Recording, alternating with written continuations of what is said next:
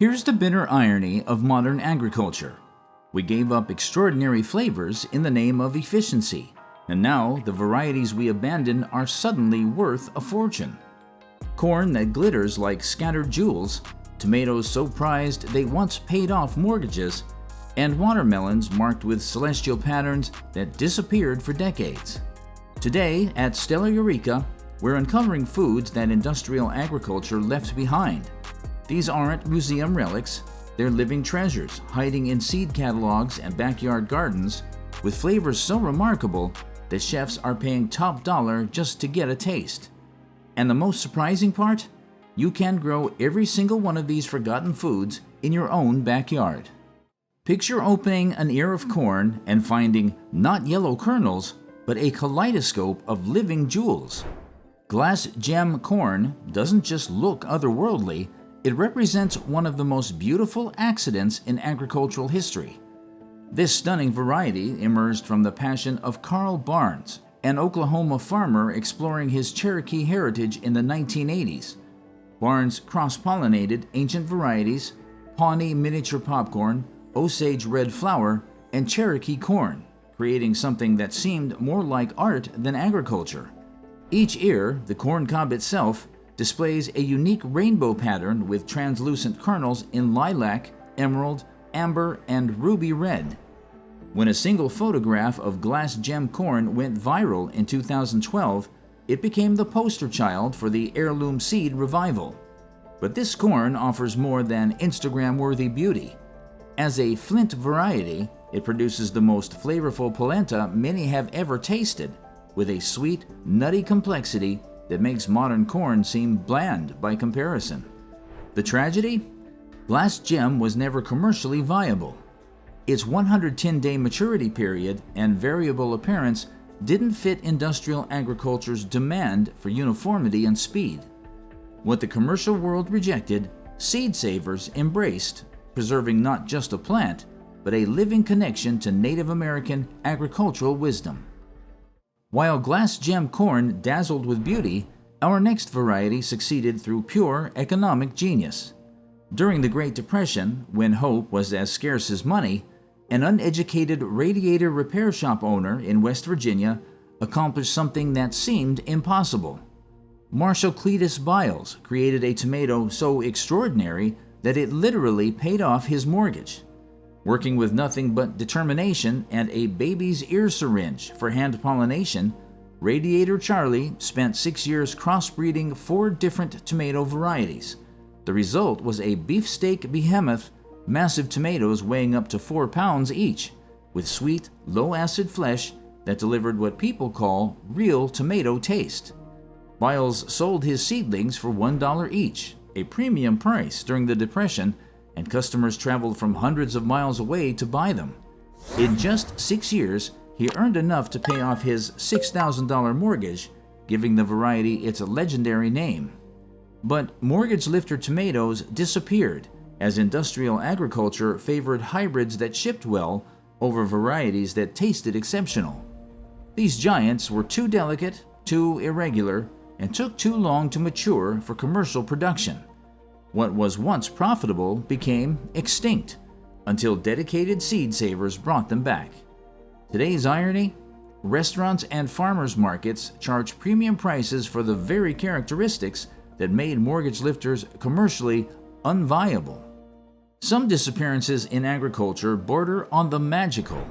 The Moon and Stars watermelon, with its dark green rind scattered with bright yellow moons and tiny stars, vanished so completely that it seemed like a gardener's fairy tale. First introduced in 1926 as Sun, Moon, and Stars, this celestial beauty gradually faded from catalogs as hybrid varieties took over. By the 1970s, it had become a ghost story, whispered about by old-timers who remembered its intensely sweet, floral flesh that made modern watermelons taste like water. Then came the remarkable rediscovery. In the 1980s, Merle Van Doren was scouring Missouri backroads when he spotted something impossible, a field of watermelons that looked like they'd been painted with stars. He found a single farmer still growing the variety from seeds passed down through generations. Van Doren brought those precious seeds to Seed Savers Exchange in 1987, literally rescuing moon and stars from extinction. The variety that had been lost to commercial agriculture was reborn through the dedication of heritage seed keepers. The dramatic rescue of moon and stars proves that lost varieties can return, but some vegetables shaped history itself. While other vegetables fade into obscurity, the purple top turnip carries a secret. It helped create the modern world, then watched that same world forget its crucial role. This humble root, with its distinctive violet crown and pure white base, arrived from France in 1835 and became the foundation of American agriculture. But turnips had already transformed civilization in ways most people never imagine. In 18th century England, Turnip Townsend's four-field crop rotation, featuring turnips as winter livestock feed, triggered the agricultural revolution that fed growing populations and fueled the Industrial Revolution. The purple top variety offered everything a growing nation needed: reliable nutrition, storage capability, and dual-purpose value as both human food and animal feed. Its complex peppery flavor when raw transformed into subtle sweetness when cooked, while the greens provided essential vitamins. Then came the Great Forgetting. As potatoes gained popularity and turnips became associated with poverty and animal feed, this world-changing vegetable lost its status as human food. What once sustained empires became a relic of harder times. Deep in the heritage of the Cherokee Nation flows a secret that industrial agriculture nearly erased forever.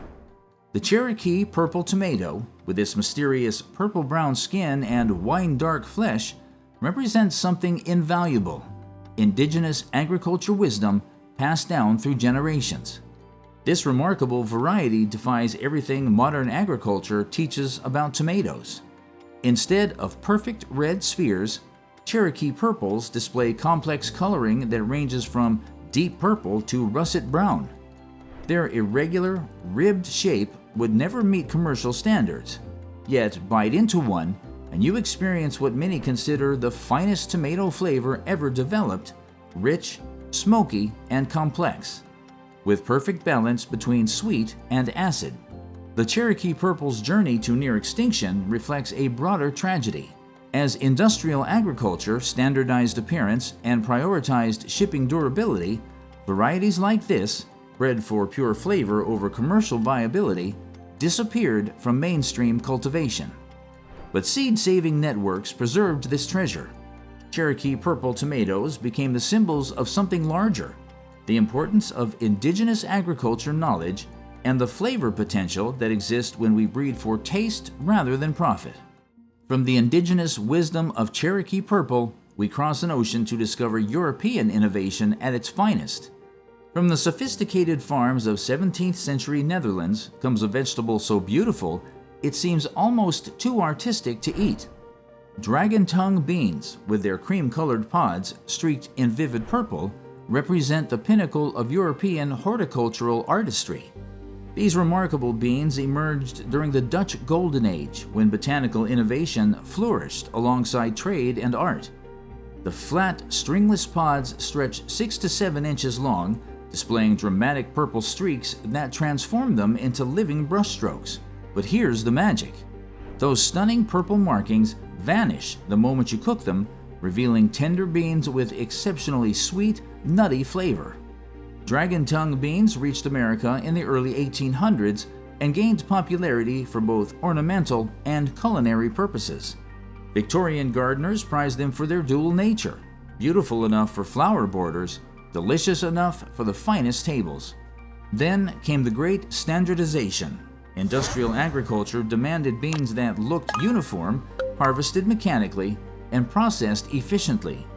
Dragon tongue beans, with their artistic appearance and artisanal flavor, became casualties of efficiency. High in the Andes, where the air is thin and the soil is volcanic, the Inca cultivated something remarkable: a pepper that tasted like sunshine with a kick. With its bright yellow, wrinkled skin, the ají lemon drop offers a flavor so vivid it defies expectations. First grown around 400 BC on the mountain slopes of Peru, this ancient chili produces small, cone-shaped pods that combine sharp citrus notes with a clean, moderate heat. Each bite releases bursts of lemony, floral aroma, making it a staple in authentic Peruvian cooking, especially ceviche. When Spanish conquistadors spread New World crops across Europe, they selected peppers that matched European taste and commercial demand. Aromatic, complex varieties like the ají lemon drop were passed over in favor of more familiar, milder options. Centuries later, industrial agriculture followed the same logic. It narrowed the global pepper market to a few standardized types and left behind the biodiversity shaped by generations of indigenous farmers. Today, as chefs and growers rediscover traditional cultivars, the ají lemon drop is making a comeback, not just for its flavor, but as a reminder of how much was lost and how much there still is to rediscover. Sometimes, preserving heritage requires crossing continents. In 1873, a group of Mennonite immigrants fleeing persecution in Ukraine carried something more precious than gold: seeds of Turkey red wheat that would transform the American Great Plains forever. This tall, hardy wheat variety possessed something modern agriculture has largely lost: the ability to thrive in harsh conditions while delivering exceptional flavor. Turkey red grew 4 to 5 feet tall with extensive root systems that could tap deep soil moisture. When milled fresh, it produced flour with complex notes of caraway and cinnamon, creating bread with character that modern wheat can't match. By 1900, virtually all 5 million acres of Kansas wheat was Turkey red. This single variety created America's reputation as the world's breadbasket, feeding growing cities and establishing agricultural export dominance. Then came the Great Modernization. Plant breeders developed shorter dwarf varieties that wouldn't fall over in wind, ripened uniformly for mechanical harvesting, and produced higher yields. Turkey red, with its tall stature and traditional characteristics, became obsolete almost overnight. What we gained in efficiency, we lost in flavor. Modern wheat, bred for industrial processing, produces bread that requires artificial flavoring to achieve what Turkey red delivered naturally. In 1902, when the Burpee Seed Company introduced Black Beauty eggplant, they created what would become the American standard for decades. This glossy, deep purple beauty represented the pinnacle of Victorian garden sophistication, a vegetable as elegant as it was delicious. Black Beauty eggplants display the classic teardrop shape with lustrous, almost mirror-like skin that reflects light like polished obsidian. Each plant produces 4 to 6 substantial fruits weighing 1 to 2 pounds, with creamy flesh that cooks to perfection without the bitterness common in modern varieties. For much of the 20th century, Black Beauty reigned supreme in American gardens. Its superior texture, less watery and more substantial than today's commercial varieties, made it the preferred choice for everything from Italian melanzane to Middle Eastern baba ganoush. The variety's downfall came with industrial agriculture's familiar priorities: higher yields, uniform sizing, and extended shelf life. Hybrid varieties that produced more fruits per plant and lasted longer in shipping gradually displaced Black Beauty despite its superior eating qualities. Our journey through lost flavors ends with one of the most delightful surprises of all: a cucumber that looks like a lemon but tastes like summer captured in a sphere. Lemon cucumbers emerged during the Victorian era's garden renaissance of the 1890s, a time when home gardeners sought out varieties that were as beautiful as they were useful. These tennis ball-sized fruits, with their bright yellow skin and round shape, quickly became a favorite among those who valued novelty and charm in the garden. But their appeal wasn't just visual. Unlike standard green cucumbers, lemon cucumbers have a crisp, sweet flesh with no bitterness and a tender skin that never needs peeling. Their compact form makes them perfect for pickling, stuffing, or even eating whole like a piece of fruit. Their disappearance says more about the food system than the plant itself. as industrial agriculture focused on uniform, elongated cucumbers that fit neatly on machines and supermarket shelves, quirky, flavorful varieties like the lemon cucumber were quietly pushed aside. The story of these forgotten foods isn't about extinction. It's about trade-offs. We gave up flavor, variety, and history in exchange for shelf life, uniformity, and mass production. But those flavors never truly disappeared. They've been waiting in seed catalogs, backyard gardens, and community seed swaps, kept alive by growers who refuse to let them vanish. Growing these crops isn't just about nostalgia.